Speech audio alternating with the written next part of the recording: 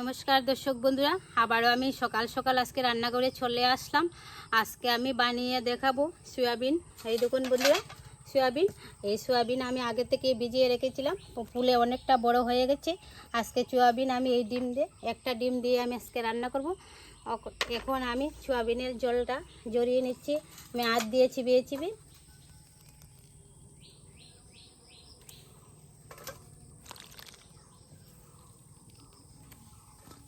এখন আমি উনুনটা জ্বালিয়ে এনেছি, আর সঙ্গে থেকে পুরো পর্বটি দেখবেন, সত্যি খুব ভালো লাগবে। গুঁড়ো, লবণ, আর দিয়ে দিচ্ছি একটা ডিম ভেঙে।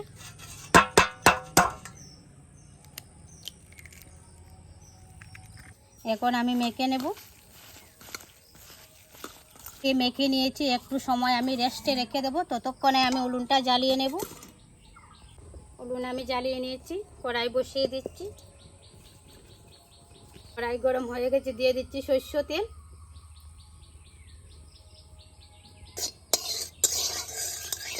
এখন আমি সয়াবিনগুলিকে ভেজে নেব।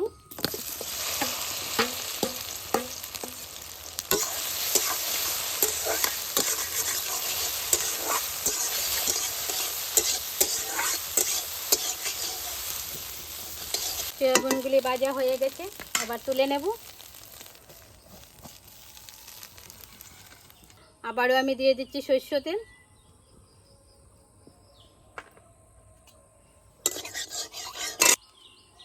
তেল গরম হয়ে গেছে, ফোড়নে দিয়ে দিচ্ছি একটা তেজপাতা, পেঁয়াজ কুচি, কাঁচা লঙ্কা কুচি।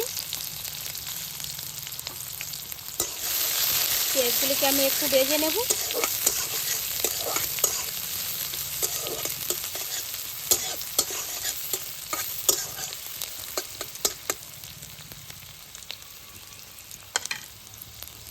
পেঁয়াজগুলিকে আমি লালচা করে ভেজে নিয়েছি। এবার আমি দিয়ে দেবো আদা রসুন বাটা।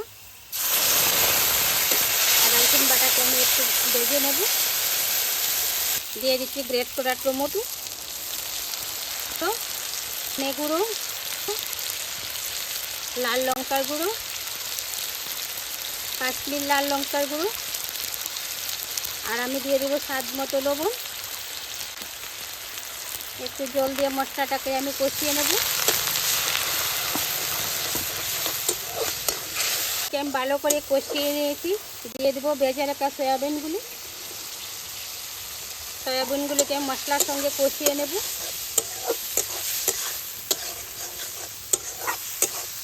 সয়াবিনগুলিকে আমি কষিয়ে নিয়েছি, দিয়ে দেবো জল।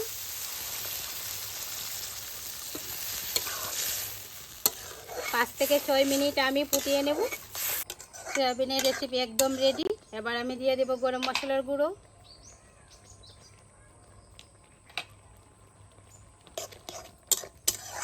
আর আমি দিয়ে দেবো ধনেপাতা কুচি।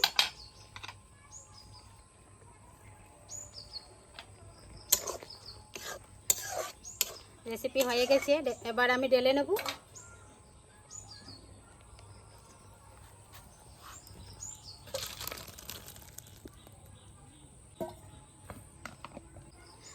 ডিম দিয়ে তো আমি সয়াবিনের রেসিপি বানিয়ে নিলাম। আজকের পর্বটি আপনাদের কাছে কেমন লাগলো? আশা তো করছি খুব ভালো লাগবে। যদি ভালো লাগে আর চ্যানেলটি সাবস্ক্রাইব করে পাশে থাকবেন। সবাই ভালো থাকবেন। নমস্কার।